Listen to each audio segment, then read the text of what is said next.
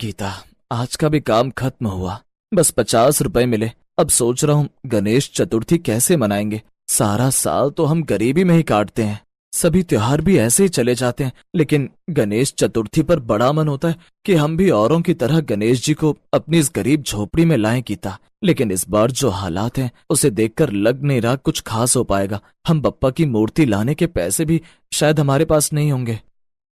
रघु, तुम चिंता मत करो, बस बप्पा पर भरोसा रखो, वो खुद ब खुद रास्ता दिखाते हैं। इस बार कुछ बड़ा ना सही, लेकिन सच्चे दिल से पूजा करेंगे।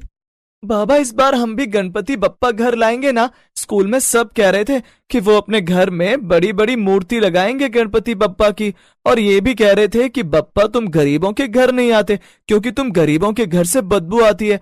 क्या ये सच है बाबा? इसीलिए बप्पा नहीं आते? नहीं बेटा, ऐसा कुछ नहीं है। भगवान तो किसी के आगे नहीं झुकते और ना ही उन्हें अमीर गरीब दिखता। उन्हें तो बस प्रेम चाहिए। हाँ बेटा, लाएंगे, लेकिन शायद बप्पा इस बार मिट्टी के होंगे, जो हमें खुद बनाने होंगे।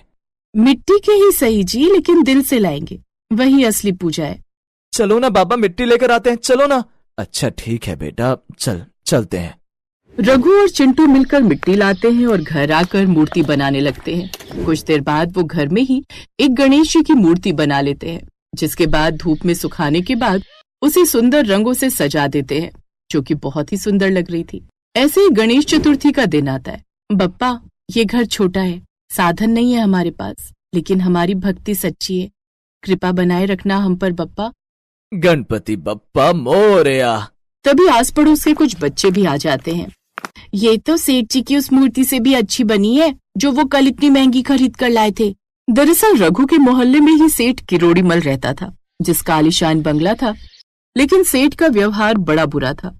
वो तो बस दिखावा जानते थे। पूजा की सारी व्यवस्था हो गई? डेकोरेशन, लाइटिंग, डीजे सब टाइम पर होना चाहिए। जी सेठ जी, सब तैयार है। और सुनो, इस बार मीडिया भी आ रही है। मेरे सोशल मीडिया पर हजारों लोग देखेंगे मेरी भव्य मूर्ति। सेठ किरोड़ी मल ने 10 फुट की मूर्ति मंगवाई थी। सजावट में लाखों रुपए खर्च किए थे, पर सब दिखावे के लिए, क्योंकि सेठ को दिखावे का शौक जो था। सेठ अमीर अमीर लोगों को उस भव्य मूर्ति के साथ फोटो खिंचवा रहा था, जबकि पूजा पाठ में उसका इतना ध्यान नहीं था। जानते हैं आप, पूरे 50,000 की मूर्ति है जो मैंने शहर से मंगवाई है। और ये मुकुट देख रहे हैं आप, ये सोने का बनवाया है मैंने। ये भी अपने अखबार और टीवी में छापना, ठीक है? इसके बाद पंडित पूजा पाठ शुरू करते हैं। अभी उसे गणेश जी की आरती शुरू किए हुए जरा सी देर हुई थी कि तभी वहां खड़े बोर हो रहे सेठ ने उन्हें बीच में ही टोकते हुए कहा, अरे बस करो पंडित जी, हो गया पूजा पाठ। वैसे भी मैंने गणेश जी को देसी घी के लड्डू का भोग लगाया है। इस वक्त उनका ध्यान तो इन मोदकों पर होगा, आपकी आरती पर नहीं। चलो चलो, अब खत्म करो ये पूजा पाठ। मीडिया वालों को भी कुछ फोटो लेनी है।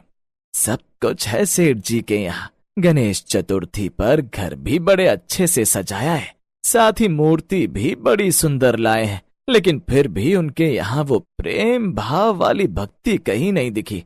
ऐसा कहकर सेठ ने उन्हें वहां से भेज दिया। पंडित जी बड़बड़ाते हुए वहां से निकल जाते हैं। पंडित जी रास्ते में चले जा रहे थे। वो गरीब रघु की झोपड़ी की ओर से गुजर ही रहे थे कि तभी पूजा की आवाज सुनकर वो रुक जाते हैं। वो झोपड़ी की ओर चले जाते हैं। आखिर ये कौन है जो इतने श्रद्धा से भजन कर रहा है? पंडित जी नमस्ते, आइए आइए। हम गरीबों का घर भले ही छोटा है, लेकिन बप्पा की कृपा से दिल बड़ा है। अंदर आइए ना।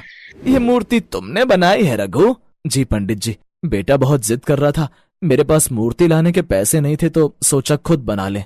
रघु, तुम्हारी भक्ति और मेहनत देखकर मैं कह सकता हूँ कि बप्पा सच में यहाँ वास कर रहे हैं। पंडित जी को जो शांति, सुख और भक्ति भाव रघु की छोटी सी झोपड़ी में मिल रहा था, वो सेठ की आलीशान कोठी में भी नहीं मिला। ऐसे ही कुछ दिन बीत गए, जहाँ गणेश, रघु और उसका पूरा परिवार मिलकर गणेश जी की सुबह शाम पूजा करते, साथ ही उनके भजन गाते। तो वही सेठ किरोड़ी मल तो अपने यहाँ आने वाले लोगों को महंगी मूर्ति और देसी घी से बने प्रसाद को ही दिखावा करता रहता। पूरे मोहल्ले में बस एक मैं ही हूँ गायत्री, जिसने देसी घी के लड्डुओं का भोग बप्पा को लगाया है। बाकी सब तो बस ऐसे ही है। तुम देखना, इस बार बप्पा हमसे खुद खुश हुए होंगे। वो तो अपने घर ही आएंगे। ऐसे ही गणेश विसर्जन का दिन आता है तो वही रघु का परिवार कुछ मोहल्ले वालों और बच्चों के साथ छोटी सी झांकी में बप्पा को विसर्जन के लिए ले जा रहा था। रघु ने विसर्जन से पहले बप्पा से मन ही मन कुछ मांगा। बप्पा, इस बार कुछ नहीं मांगा। अगली बार बेटा कहे कि बाबा फिर से खुद मूर्ति बनाएंगे, बस इतना आशीर्वाद देना। विसर्जन के बाद जब शाम को रघु घर लौटता है तो उसके दरवाजे पर एक व्यक्ति खड़ा होता है। जी आप रघु हैं? जी कहिए। मैं एक मूर्ति कला संस्था से हूँ। किसी ने आपकी बनाई गणेश मूर्ति की तस्वीर भेजी। हम चाहते हैं कि आप हमारे साथ काम करें। इसके बदले हम आपको हर महीने 50,000 देंगे। पर वो मूर्ति मैंने पहली बार बनाई थी। बस ये तो खास बात है, भाव से बनी चीज में जो आत्मा होती है वो कहीं और नहीं। अब तो आप और भी अच्छा बना पाएंगे। ये रहे आपके 50,000। आप हमें 10 मूर्तियां बनाकर दे दीजिएगा। वो ऑर्डर पूरा होते ही आगे का ऑर्डर आपको मिल जाएगा। बाबा, बप्पा ने सुन ली हमारी बात। गणपति बप्पा मोरया। उस दिन के बाद रघु की गरीबी के दिन खत्म हो गए। सच्ची भक्ति न दिखावे की मोहताज होती है, न साधनों की। रघु ने जो प्रेम और श्रद्धा से बप्पा को घर बुलाया, वही उसकी सबसे बड़ी पूजा थी। गणेश जी सिर्फ उन घरों में नहीं आते जहाँ दौलत होती है, बल्कि वहाँ आते हैं जहाँ दिल में जगह होती है।